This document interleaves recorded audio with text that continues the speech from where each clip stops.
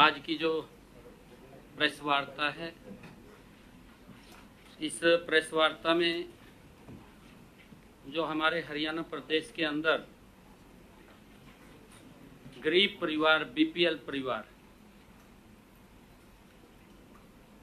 जिनको 100 गज के प्लाट पीछे देने का बात कही गई थी, उन लोगों को प्लाट के नाम के ऊपर जगह दिखा दी गई, परंतु कोई पोजीशन या उनके नाम कोई रजिस्ट्री नहीं हुई। और काफी संख्या के अंदर ऐसे लोग चक्कर काट रहे थे कि हमें उस 100 गज प्लॉट की पोजीशन भी मिले, उसकी रजिस्ट्री भी मिले। बहुत सारे ऐसे बेनिफिशरीज थे, लाभार्थी थे, जो ये चाहते हैं कि हमें 100 गज का प्लॉट मिले। उसको लेकर के एक योजना पिछले दिनों आदरणीय मनोहर लाल जी ने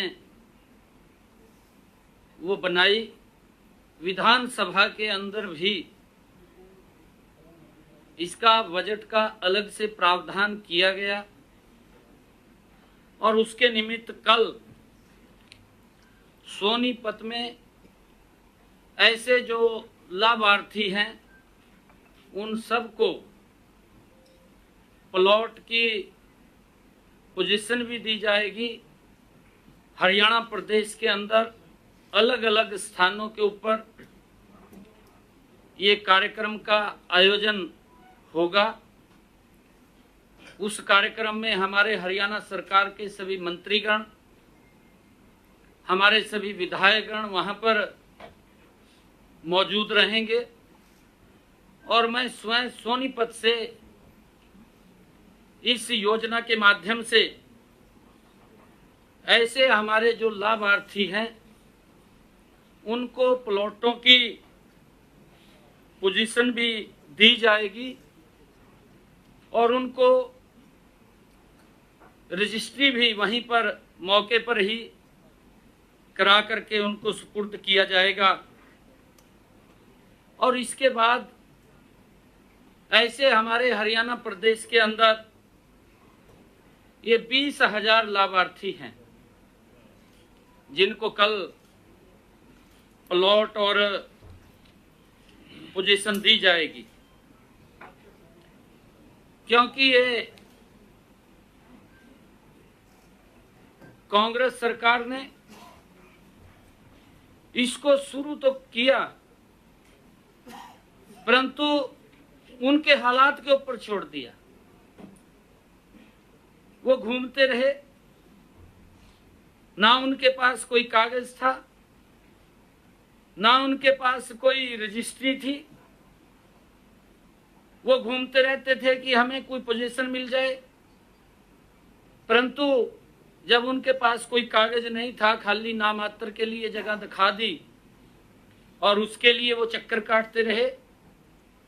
ऐसे सब उन गरीब लोगों को, जो बीपीएल परिवार के लोग हैं, उन सब को ये 20,000 इस प्रकार की संख्या थी, लोग थे, उनको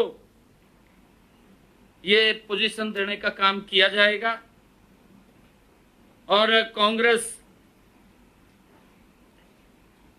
जो ये महात्मा गांधी बस्ती योजना, ग्रामीण बस्ती योजना का ये डंडोरा पीटते रहे और ये उनके हालात के ऊपर कांग्रेस ने गांधी जी के नाम के ऊपर इस योजना को शुरू किया,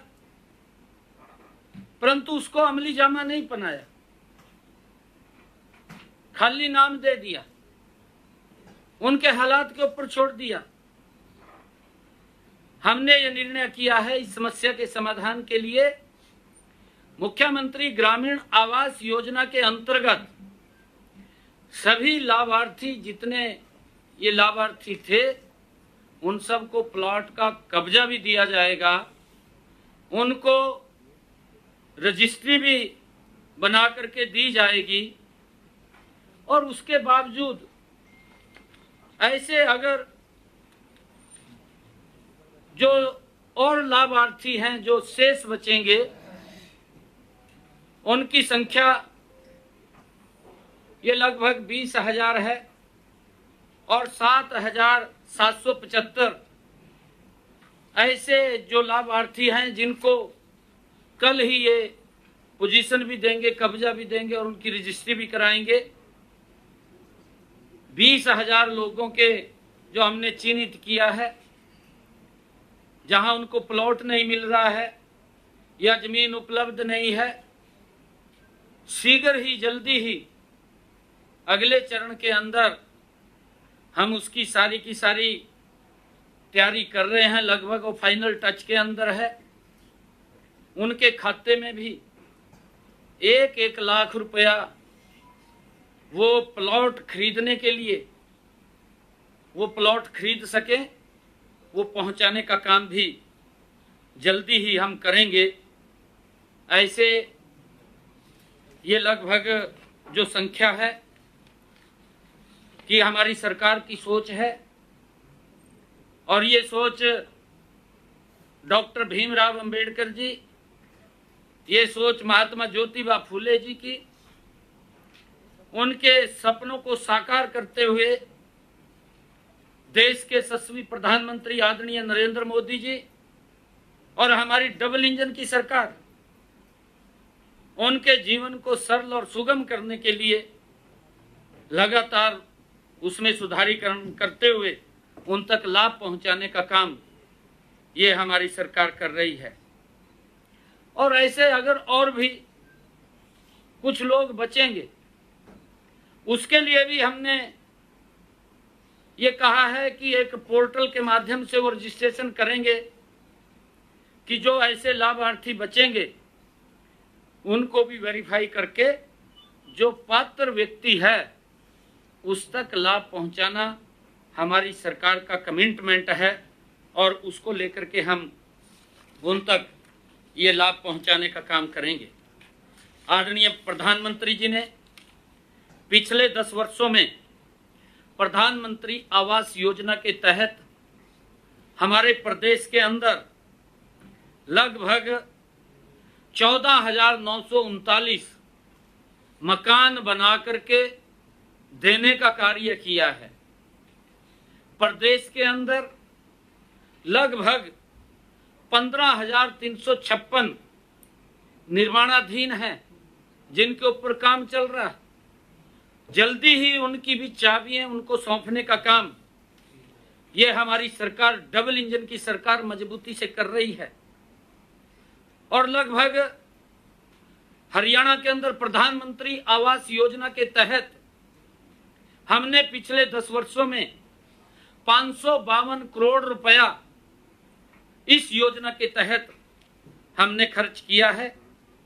और ऐसे जो नए मकानों के अलावा भी पुराने मकान हैं, डॉक्टर भीमराव अंबेडकर नवीनीकरण योजना, उसके माध्यम से 2138 पुराने मकानों के विस्तार, उनके नवीनीकरण के लिए भी हमने 60 हजार रुपया उन तक पहुंचाने का ये काम किया है। और इस योजना के तहत प्रति जो बेनिफिशियरी है, लाभार्थी है, उस तक 3 किस्तों में 1,38,000 रुपया पहुंचाने का काम ये हमारी सरकार वो कर रही है। प्रधानमंत्री आवास योजना ग्रामीण के तहत 29,440 मकानों के निर्माण की स्वीकृति दी है। इसमें 26,318 मकान बनवाए गए हैं। इनके ऊपर 376 करोड़ रुपया की मदद वो की गई है। हमारी सरकार लगातार गरीब के हित के अंदर मजबूती से फैसले लेती हुई ये नरेंद्र मोदी की सरकार, डबल इंजन की सरकार, गरीबों के हित में मजबूत फैसले लेकर के उनको सशक्त करने का काम कर रही है। मैं आज आप लोगों के माध्यम से देश के यशस्वी नेता, दुनिया के लोकप्रिय नेता, जो आज तीसरी बार भारत के प्रधान सेवक के रूप में, जिनके मन में गरीब को लेकर के पीड़ा है, जिनके मन में किसान को लेकर के पीड़ा है, जिनके मन में महिलाओं को सशक्त करने के लिए जो उनके मन में पीड़ा है, जिनके मन में युवाओं को उनका विश्वास बढ़े और युवा आगे बढ़े, उसको लेकर के चिंता करते हैं, ऐसे यशस्वी नेता आज तीसरी बार इस देश की बागडोर संभालने का काम करेंगे। और मुझे ये पूर्ण विश्वास है, आदरणीय नरेंद्र मोदी जी को मैं हरियाणा की तरफ से बहुत बहुत बधाई भी देता हूं, शुभकामनाएं भी देता हूं। उनके नेतृत्व के अंदर ये भारत और गति से आगे बढ़ेगा। जो आदरणीय मोदी जी का संकल्प है कि हमने भारत को 2047 तक ये विकसित राष्ट्र बनाना है, हरियाणा पूर्ण रूप से आदरणीय मोदी जी के साथ खड़ा होकर के उनके संकल्प को साकार करने में मजबूती प्रदान करेगा। और मुझे आज आप लोगों के माध्यम से ये भी एक बात और कहनी है कि जो कांग्रेस के युवराज जिस प्रकार से ये पवित्र संविधान की बुक लेकर के वो पूरे देश के अंदर गरीबों को उनको लाभ तो देने की बात 60 सालों के अंदर कांग्रेस ने नहीं की, परंतु ये झूठ का डंडोरा पीटने का काम ये कांग्रेस के युवराज, कांग्रेस के नेताओं, घमंडिया गठबंधन के लोगों ने जो ये देश के गरीबों को ऊपर अत्याचार किया है, उनको भ्रमित किया है, उनको झूठ के जंजाल में फंसाने का काम किया है। ये दुर्भाग्यपूर्ण है कि मोदी जी आएंगे तीसरी बार और वो संविधान को समाप्त कर देंगे, आरक्षण को समाप्त कर देंगे। इस प्रकार का पाप कांग्रेस और घमंडिया गठबंधन के लोगों ने किया है और उस पाप के आधार के ऊपर ही, क्योंकि जो सीटें उनकी आई हैं वो इसी झूठ के आधार के ऊपर आई हैं, देश इसको समझ रहा है। आज देश पूर्ण रूप से समझ चुका है कि ये जो बुक, ये जो पवित्र संविधान जिसका सम्मान कभी भी कांग्रेस ने नहीं किया है, मैं आज आपके बीच में कहना चाहूंगा, सबसे पहले जो डॉक्टर भीमराव अंबेडकर जी ने विरोध किया था लोकसभा के अंदर, उन्होंने ये बात खड़े होकर के कही थी कि जो धारा 370 है, जो जवाहरलाल नेहरू जी ने उसको शामिल किया था, धारा 370 बनाई थी, डॉक्टर भीमराव अंबेडकर जी ने उसका विरोध किया था कि धारा 370 इस पवित्र संविधान में शामिल नहीं होनी चाहिए। संविधान की मूल भावना के साथ खिलवाड़ करने का काम सबसे पहले अगर किसी ने किया वो कांग्रेस पार्टी ने किया।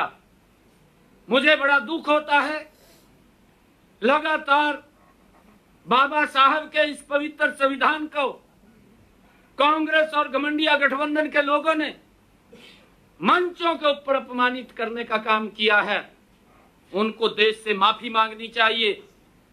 और मैं ये भी बताना चाहता हूं कि जब दूसरी बार इस पवित्र संविधान से डॉक्टर भीमराव अंबेडकर जी की मूल भावना से कांग्रेस ने इससे खिलवाड़ करने का काम तब किया जब 1975 में इमरजेंसी लगी, इंदिरा गांधी ने उस समय के अंदर संविधान जो हमारी धारा 39 है, धारा 39 के अंदर ये प्रावधान ये कांग्रेस पार्टी ने किया, और ये किया कि अगर प्रधानमंत्री छल से, कपट से, बेईमानी से या किसी और अन्य संसाधनों से, चाहे वो पैसे के बल के ऊपर हो, चाहे वो भ्रष्टाचार के बल के ऊपर हो, चाहे देश के लोगों का शोषण करके वो जीत जाए, तो उसको मान्यता देनी पड़ेगी। ये धारा 39 के अंदर, इस संविधान के अंदर ये कांग्रेस ने ही पाप किया था। इस संविधान की पवित्र मूल भावना के साथ खिलवाड़ करने का काम ये कांग्रेस पार्टी ने ही किया था। आज देश समझ रहा है। और साहब बहनों, रात के 2 बजे कोर्ट के दरवाजे खोलना एक विशेष व्यक्ति के लिए, उसको लाभ देने के लिए, उसको बचाने के लिए, जिसने एक जघन्य अपराध किया हो, उसके लिए रात के 2 बजे कोर्ट खुल जाता है। तब इस डॉक्टर भीमराव अंबेडकर जी की भावनाओं को आहत करने का काम, इस पवित्र संविधान को उन्होंने अपमानित करने का काम ये कांग्रेस और घमंडिया गठबंधन के लोगों ने किया है। मोदी जी ने तो पिछले 10 वर्षों में इस देश को इस पवित्र संविधान के डॉक्टर भीमराव अंबेडकर जी की भावनाओं के अनुरूप चलाने का काम किया है। इन्होंने कभी डॉक्टर भीमराव अंबेडकर जी को सम्मान नहीं दिया। मोदी जी ने तो इन 10 वर्षों में डॉक्टर भीमराव अंबेडकर जी के जो पंच स्थान थे, उनको पंच तीर्थ के रूप में विकसित करके डॉक्टर भीमराव अंबेडकर जी को सम्मान देने का भी काम किया है। ये कांग्रेस के लोग ये झूठ के आधार के ऊपर ये जीत करके आज कुछ सीटें आए हैं, परंतु देश इनको कभी माफ नहीं करने वाला है। और कल जैसा मैंने बताया है कि कल उस वर्ग के लिए, जिस वर्ग के अधिकारों की सुरक्षा करने का काम डॉक्टर भीमराव अंबेडकर जी ने किया है, महात्मा ज्योतिबा फुले ने किया है, उनकी भावनाओं को आगे बढ़ाते हुए ऐसे जो हमारे कांग्रेस के समय के अंदर उनको खाली कागज भी नहीं दिया, उनको बोल दिया कि ये 100 गज का प्लाट वो घूम रहे थे, उनको सम्मान देने का काम भी कल हम करेंगे, हमारी सरकार करेगी। मैंने इतनी बात आपके बीच में कहनी थी। बहुत बहुत धन्यवाद। प्रदेश में कितने आवासीय हैं, कोई सरकार ने सर्वे करवाया है? बिल्कुल, इसका सर्वे कराया। मैंने कहा है कि 20,000 ऐसे ये लोग हैं जिनको हम 775 उनको तो कल पोजीशन देंगे, अलग अलग स्थानों के ऊपर कार्यक्रम करेंगे। 20,000 की हमने जो लिस्ट बनाई है, उनको हम 1-1 लाख रुपया, जहां उनको प्लाट देने के लिए जगह नहीं है, उनके खाते के अंदर वो प्लाट खरीद सके, उसके लिए 1-1 लाख रुपया देंगे। और इससे आगे भी प्रधानमंत्री आवास योजना शहरी, जो हमारा शहरी शहर के अंदर भी हम एक बड़ी योजना बना रहे हैं, उसको भी हम शीघ्र उन लोगों तक डायरेक्ट ये पैसा पहुंचाने का काम करेंगे, ताकि वो भी शहर के अंदर अपना 100 गज का प्लाट ले सके। उसके लिए भी हमारी पूरी रणनीति बनी है। कंस्ट्रक्शन में भी कोई हेल्प करेंगे? देखिए, कंस्ट्रक्शन के अंदर मैंने आपको बताया प्रधानमंत्री आवास योजना, उसके तहत मकान बने हैं, ऐसे लोगों को मकान भी वो उस योजना के तहत उन तक पहुंचाने का काम करेंगे। और मैं आपको बताना चाहता हूं, ये पहली मोदी जी की ऐसी सरकार है जिसने गरीब व्यक्ति को सशक्त और मजबूत करने का काम किया है। प्रधानमंत्री आवास योजना दिया, उसके अंदर प्रधानमंत्री उज्ज्वला योजना के तहत गैस का कनेक्शन सिलेंडर दिया, उसके अंदर प्रधानमंत्री उजाला योजना के तहत एलईडी दी, उसके अंदर प्रधानमंत्री योजना के तहत हर घर के अंदर नल और स्वच्छ जल दिया। और ये प्रधानमंत्री गरीब कल्याण अन्न योजना के तहत देश में 80 करोड़ परिवारों को राशन पहुंचाने की व्यवस्था भी नरेंद्र मोदी जी ने की है। परंतु कांग्रेस उसके और घमंडिया गठबंधन लोगों के पास बोलने के लिए कुछ नहीं है। वो लोगों के बीच में जाकर के झूठ फैलाने का काम करते हैं। आज हमारे सीएम रेसिडेंस के ऊपर, संत कबीर कुटीर के ऊपर प्रदेश से ऐसी समाज के बड़े प्रबुद्ध जन, बुद्धिजीवी व्यक्ति आए थे और उनके बीच में बैठ करके ये सब बातचीत हुई है।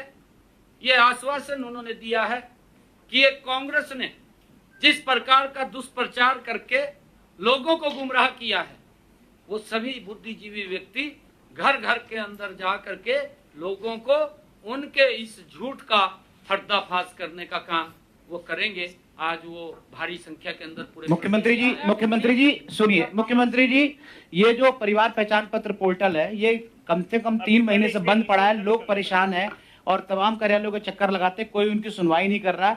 ना तो परिवार स्प्लिट हो पा रहा, ना पा रहा, बार बार समाचार कार्यालयों के दफ्तर चक्कर लगा। तो इसके ऊपर भी समाधान सोच रहे हैं कोई आप? बिल्कुल, ये आपने ठीक बात कही है। हमारे चीफ सेक्रेटरी साहब बीच में बैठे हैं। कल ही चीफ सेक्रेटरी साहब ने सभी डीसीज के साथ वीसी की थी और हमने एक हर डीसीज के सचिवालय के ऊपर स्वयं डीसी और अधिकारी वहां पर रहेंगे सुबह 9 बजे से लेकर के 11 बजे तक हर डिस्ट्रिक्ट लेवल के ऊपर। जिसकी भी कोई समस्या है, प्रॉपर्टी आईडी को लेकर के है, या किसी की कोई समस्या रजिस्ट्री को लेकर के है, या किसी की समस्या पीपी को लेकर के, परिवार पहचान पत्र को लेकर के है, या किसी अन्य और कोई समस्या है, वो कोई भी व्यक्ति जिसकी समस्या है उस समस्या को लेकर के वहां सचिवालय के ऊपर डीसी के उस दरबार के अंदर जाएगा। जो समस्या समाधान करके हमने वहां पर इस प्रोग्राम को किया है और उसके अंदर हमारे चीफ सेक्रेटरी साहब ने वो वीसी लिया है। एक वार रूम, मैंने कहा था चीफ सेक्रेटरी साहब को कि एक वार रूम आपके यहाँ पर रहेगा। हर रोज कितनी एप्लीकेशनें आई हैं, कितनी ग्रीवेंस आई हैं, कितनी समाधान हुई है, कितनी शेष बची हैं, वो सारी की सारी जानकारी वो चीफ सेक्रेटरी साहब के वार रूम के अंदर आएंगी।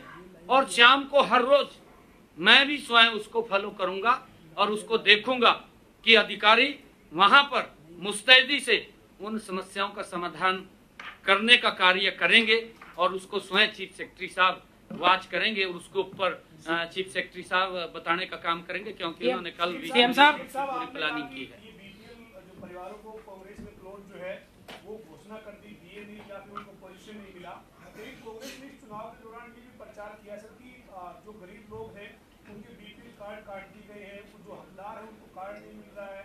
ऐसे में अभी संख्या क्या है सर, प्रदेश में बीपीएल परिवार कितने हैं, या नए कार्ड भी बनाएंगे क्या, या जो कार्ड बने हुए हैं उन्हीं के लिए इस योजना के तहत लाभार्थी? देखिए, मैं बताना चाहूंगा कि कांग्रेस लगातार झूठ का सहारा लेती है। विकसित भारत संकल्प यात्रा गांव-गांव के अंदर गई है, हर वार्ड के अंदर गई है, जन संवाद भी हमने गांव के अंदर लगाए हैं। उसके बाद विकसित भारत यात्रा चली है। गांव के अंदर किसी की कोई अगर इनकम स्वयं स्थापित इनकम भरी है, अगर ज्यादा इनकम भरी गई है, उसके कारण दिक्कत आई है, उसको दुरुस्त किया जा रहा है। हमने गांव के अंदर भी बोला था, आज भी मैं इस प्रेस के माध्यम से, आपके माध्यम से ये बात कह रहा हूं, एक भी पात्र व्यक्ति जिसको सरकार की योजना का लाभ मिलना चाहिए, चाहे उसको बीपीएल कार्ड बने, चाहे उसकी बुढ़ापा पेंशन हो, वो एक भी व्यक्ति नहीं बचेगा। उन सब को दुरुस्त करके, ठीक करके उन तक लाभ पहुंचाना, ये हमारी सरकार का कमिटमेंट है। क्योंकि कांग्रेस ने लगातार दुष्प्रचार करते रहे हैं कि बीपीएल कट गए, किसी का कटा नहीं है। ज्यादा बीपीएल कार्ड बने हैं, जो पीछे उनके समय के अंदर संख्या थी उससे लगभग 1 गुना ज्यादा संख्या अब बीपीएल कार्डों की बनी है। और बुढ़ापा पेंशन भी जो 3000 रुपया देने का काम बुजुर्गों को सबसे ज्यादा देश के अंदर अगर कोई कर रहा है तो हमारी ये डबल इंजन की सरकार कर रही है। और बुजुर्गों को अब दिक्कत नहीं है, जो ही 60 साल के होते हैं तो उनका पेंशन बन करके स्वयं घर के ऊपर आ जाती है। ये भी हमारी सरकार ने उनको एक सुविधा दी है कि कांग्रेस किसी ने ऑफिस के चक्कर काटने की जरूरत नहीं है।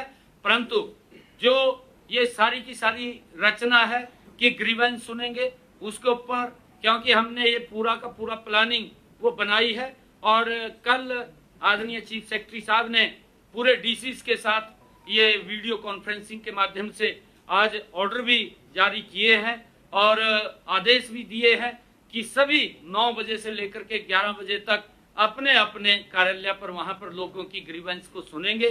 किसी प्रकार की जो ग्रीवेंस होगी, कई प्रकार की हैं, चीफ सेक्रेटरी साहब उसके अंदर बताएंगे। सीएम साहब अभी तो जो कांग्रेस, जो आपने प्लॉट की बात की सीएम साहब, कांग्रेस सरकार ने 2014 में जब 5 से 14 तक चली हो, उन्होंने कहा था कि हमने 4,82,000 लोगों को 100 गज के प्लाट दिए हैं। कुछ लोगों को रह गए थे वहां पर जमीन गांव में नहीं थी, उनको उस सरकार ने कुछ नहीं दिया। तो अब 4,82,000 को आप ये कह रहे हैं उनको कोई प्लॉट नहीं मिला? नहीं, देखिए वो घूमते रहे, नहीं 4,82,000 घूमते रहे या जो रिमेनिंग थे वो घूमते रहे। मेरा पॉइंट ये है। एक मिनट, मैं आपका पॉइंट समझ रहा हूँ, मैं उनका पॉइंट भी समझ रहा हूँ जी, मैं दोनों का पॉइंट समझ रहा हूँ जी। जो व्यक्ति इतने लंबे समय से उन्होंने एक सोसा छोड़ करके वो दिए 100 गज के प्लाट दे दिए, परंतु उनको बता दिया ये जमीन पड़ी है। वो आज तक घूम रहे थे, ना तो उनके नाम कोई रजिस्ट्री हुई, ना उनके पास कोई कागज था। वो बार बार ये चक्कर काट रहे थे कि हमारे को भी अप्रोच करते थे, परंतु हमने उसका एक सिस्टम बना करके विधानसभा के अंदर हम लेकर के आए और विधानसभा के अंदर उसका अलग बजट तय किया। बजट तय करके जहां पर अगर किसी को प्लॉट नहीं मिला है, जो जमीन नहीं थी, उनको हम 1 लाख रुपए देने वाले हैं, उनको लाख रुपए देने वाले हैं। और बाकी को जिनके प्लॉट थे उनको हम पोजीशन देने वाले हैं, कब्जा देने वाले हैं, ताकि वो अपना वहां पर मकान बना सके। नहीं तो मकान मैं जानना चाह रहा हूँ, जो 20,000 के प्लॉट है ये वो है जो बच गए थे। जी,